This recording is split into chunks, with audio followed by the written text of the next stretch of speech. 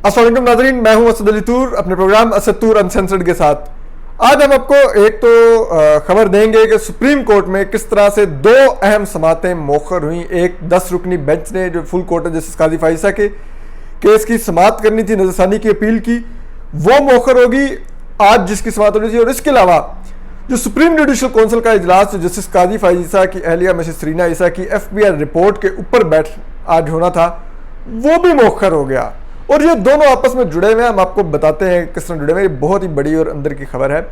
जबकि इसके अलावा जो एक चीज़ जो अब सामने आई है वो बहुत ही संजीदा है, वो है मिसेस सरीना और जस्टिस काजी फाइसा ने सुप्रीम कोर्ट में एक नई दरख्वास्त दायर की है, जिसमें उन्होंने रजिस्ट्रार सुप्रीम कोर्ट के ऊपर संगीन इल्ज़ामात लगाए हैं कि वो कैसे हुकूमत के साथ मिल के मैनिपुलेट कर रहा है चीज़ें।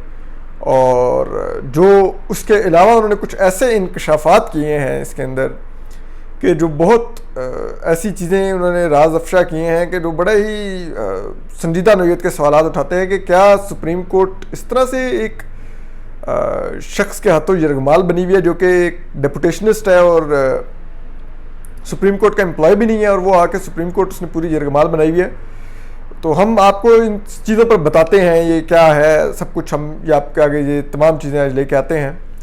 तो सबसे पहले तो हम बताते हैं आपको कि आज कल जब समात मौखर हुई जस्टिस काजी फाइसा की दरख्वास्त की, और उन्होंने जस्टिस काजी फाइसा की लाइव ब्रॉडकास्ट की दरख्वास्त को जब मुस्तरद किया 6/4 जजेस के फैसले ने, तो उसके बाद ये कहा गया कि आज उसकी समात होगी उस केस की दोबारा से। और जस्टिस काजी फाइसा को कहा गया कि आप आज से अपने रिव्यू पिटीशन में दलाइल का आगाज़ करें। लेकिन दिलचस्पी की बात यह है कि आज जब हम पहुंचे तो वो सुप्रीम कोर्ट में केस नहीं लगा हुआ था लार्जर बेंच का। अब आपको बताते हैं वो क्यों नहीं लगा हुआ था। ये ज़रा ये कहते हैं कि जस्टिस जो उमरताब बंदयाल हैं, जो बड़ी खबर है, जस्टिस उमरताब बंदयाल ने खुद को जो सुप्रीम जुडिशल काउंसिल का इजलास था उससे अलहदा कर लिया, और उन्होंने कहा कि मैं रिक्यूज़ कर लिया, क्योंकि उनका कहना था कि मैं जस्टिस काजी फाइसा का रिव्यू पिटीशन अभी सुनूंगा। तो उसके बाद जो जस्टिस गुलजार अहमद थे, चीफ जस्टिस ऑफ पाकिस्तान, वो अकेले रह गए, और उनको भी शायद ये जाहिर बात है कहीं ना कहीं तासुर मिला होगा कि ये उन्हीं के कंधों पर सारी बोझ लाद दिया गया है उस FBI को डिसाइड करने का, FBI की रिपोर्ट को। और उसके बाद ये हुआ कि कल जब जो फैसला आया, जो शॉर्ट ऑर्डर आया, उसमें जिस किस्म की सुप्रीम कोर्ट के जजेस में तकसीम नज़र आई वो बड़ी अहम थी। और जो कोर्ट रूम का माहौल था, जिस तरह जैसे उमरताब बंदयाल ने वो सारे रिमार्क्स और सब कुछ, वो बड़ा अलार्मिंग था, और उसने बहुत जगह पे अलार्म बेल्स बजाए, तो बहुत जगह पे भागदौड़ भी हुई।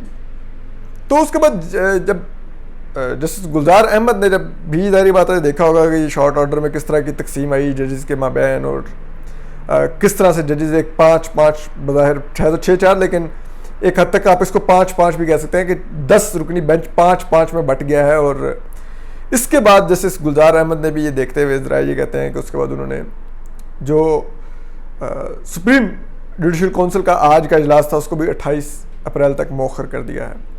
अब 28 अप्रैल तक मौखर कर दिया है। 30 अप्रैल को जस्टिस मंजूर मलिक ने रिटायर होना है, तो या तो फिर ये इससे पहले फैसला आएगा, तो फिर उसके बाद वो बैठ के रिपोर्ट को रिव्यू करेंगे, और उसमें फिर जस्टिस उमरताब बंदयाल भी बैठेंगे। और अगर ये जस्टिस मंजूर मलिक के रिटायर होने तक नहीं ये केस डिसाइड हो पाता तो फिर बेंच टूट जाएगा, फिर रिव्यू मजीद लटकेगा, नया बेंच क्यों का बनना होगा, 2 जजेस को सुप्रीम कोर्ट में लाना होगा एलिवेट करके जस्टिस मंजूर मलिक और जस्टिस फैसल अरब की सीट पर, और फिर उनको में से किसी को शामिल करना होगा। तो बेंच की एक अजीबोगरीब किस्म की कंपोजिशन हो जाएगी, और कुछ मामला बहुत अजीबोगरीब हो जाएंगे।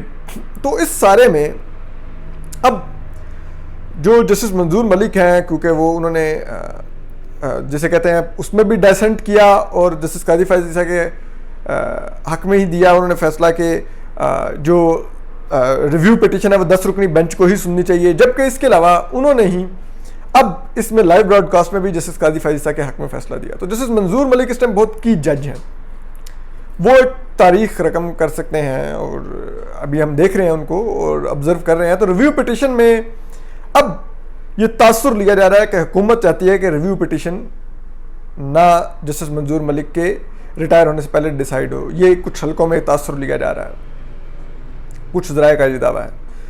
तो अब वो आज रिव्यू पिटिशन की हेयरिंग होनी चाहिए थी, लेकिन वो नहीं लगी।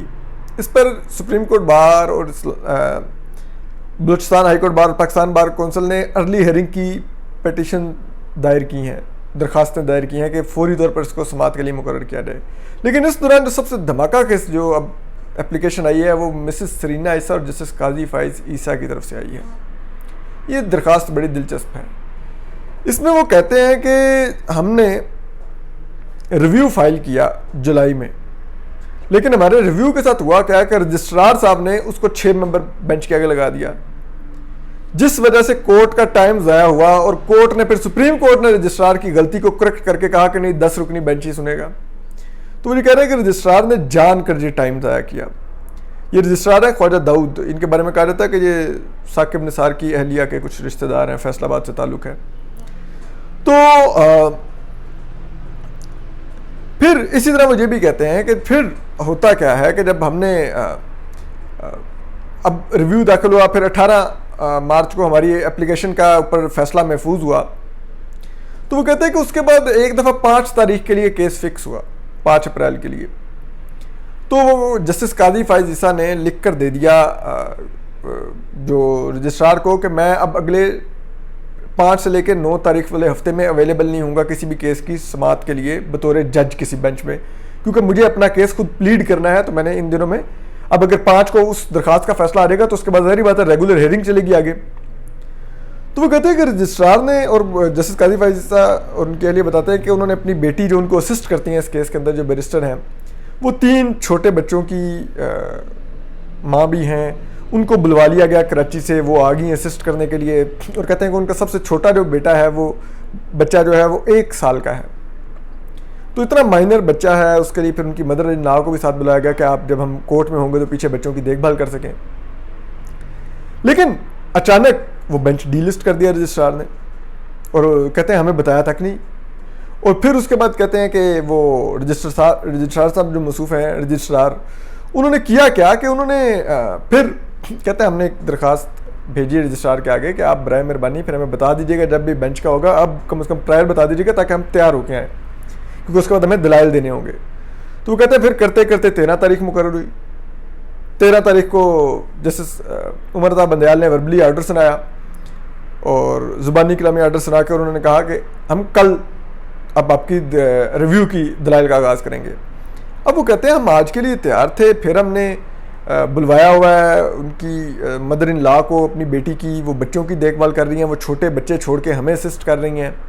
और इसने फिर जो वो रिव्यू जिसे कहते हैं उनकी दरखास्तों की समाअत हमें बगैर बताए, हालांकि बेंच कह कल लगानी है, इसने नहीं आज लगाई, बेंच मुकर्रर नहीं किया, लार्जर बेंच। तो वो ये कहते हैं कि ये रजिस्ट्रार ऐसा क्यों कर रहा है। इसके अलावा ये भी मिस सरीना से लिखती हैं कि मैंने जो फवाद चौधरी साहब के खिलाफ, जो पीटीआई के साइंस और टेक्नोलॉजी के मिनिस्टर हैं, उनके खिलाफ तौहीन अदालत की दरखास्त दायर कर रखी है और मैंने 22 मार्च को दाखिल की थी, आज तक इस रजिस्ट्रार ने वो भी समाअत के लिए मुकर्रर नहीं की। और हालांकि इससे पहले एक गैर वो वर्ड यूज करते हैं नॉन पीटीआई प्राइम मिनिस्टर और नॉन पीटीआई एमएनएस को इसी सुप्रीम कोर्ट ने तौहीन अदालत पर नाअहल किया है, लेकिन अब पीटीआई मिनिस्टर की नहीं मुकर्रर की जा रही। और वो फिर कहते हैं कि ये जो रजिस्ट्रार है ये चाहता है कि जो ऑनरेबल जस्टिस मंजूर मलिक हैं वो रिटायर हो जाएं और उनकी रिटायरमेंट से पहले ये केस कंक्लूड ना हो सके और हमें इंसाफ ना मिल सके। और ये सब कुछ जो हमारे केस में फ्रीकैन है, जो रिस्पोंडेंट्स हैं, यानी कि उनका इशारा हुकूमत की तरफ है, पीटीआई की तरफ, उनके ईमा पर रजिस्ट्रार ये खेल खेल रहा है। और फिर उन्होंने मजीद इशारा, उन्होंने एक और भी बात लिखी, उन्होंने कहा कि जो समी इब्राहिम हैं, जो एंकर हैं बोल टीवी के, आपको पता ही है बोल टीवी किसका चैनल है, किस तरह से उसको केबल पर लगवाया गया, आप जानते हैं। जो साबिक चेयरमैन पैमरा थे अफसार आलम, उन्होंने ऑडियो कॉल सुनवाई थी लाइव प्रेस कॉन्फ्रेंस में, किस तरह पैमरा अफसरान को धमकियां दे रहे थे एजेंसीज के लोग कि बोल टीवी लगवाओ केबल पर। तो उस बोल टीवी पर बैठ के जो समी इब्राहिम हैं वो कहते हैं कि जो जस्टिस काजी फाइज ईसा और मिसेस सरीना ईसा की साइड है ये केस में ताखीर चाह रहे हैं, ये जल्दी फैसला नहीं चाह रहे। उन्होंने कहा ये मुकम्मल झूठ है, हम तो कह रहे हैं फौरी फैसला करें, ये रजिस्ट्रार नहीं मुकर्रर कर रहा। तो ये सारे कनेक्शन उन्होंने इस्टेब्लिश किए हैं। अब रजिस्ट्रार ऐसा क्यों कर रहे हैं, ये बात सोचने की है ख्वाजा दाऊद के। ज़रा बता रहे हैं कि 5 से 6 माह के अंदर रजिस्ट्रार सुप्रीम कोर्ट 60 साल के हो जाएंगे, डेपुटेशनिस्ट हैं और वो रिटायर हो सकते हैं उस सूरत में, और सिर्फ एक सूरत में वो सुप्रीम कोर्ट में रह सकते हैं अगर उनको एक्सटेंशन मिल जाए। और इससे पहले एक प्रेसिडेंट मौजूद है कि जो चीफ जस्टिस साबिक जो होते थे इफ्तिखार चौधरी, उन्होंने डॉक्टर फ़कीर हुसैन को एक्सटेंशन दी थी रजिस्ट्रार के तौर पे। तो अब ये एक ज़राए कहते हैं कि शायद वो अपने एक्सटेंशन के लिए सारी लॉबिंग कर रहे हैं, और क्योंकि बहुत उनको जिस किस्म का वो ये कंडक्ट इस एप्लीकेशन बताया गया है, तो स्टैब्लिशमेंट का भी इत्मीनान हासिल है, PTI का भी इत्मीनान हासिल है, तो वो सूट करते हैं बहुत से हल्कों को। तो ये अब देखना चाहिए कि सुप्रीम कोर्ट को कि जो मुबैना तौर पर साकिब निसार साहब की बाकियात हैं, ये सुप्रीम कोर्ट में क्या काम सर अंजाम दे रही हैं, ये ज़रूर देखना चाहिए मोअज़्ज़ज़ जज साहिबान को। और हम देखते हैं मैटर सब जुडिस है, मोअज़्ज़ज़ जज साहिबान के विजडम को कोई हम बिल्कुल क्वेश्चन नहीं कर सकते, बहुत ही उनका विजडम तो बहुत ही हाई होता है, वो यकीनन बहुत ही इंसाफ पर फैसले करते हैं। तो देखते हैं, हम आपको अपडेट करते रहेंगे। अपना ख्याल रखिए, सलामत रहिए, अल्लाह हाफिज़।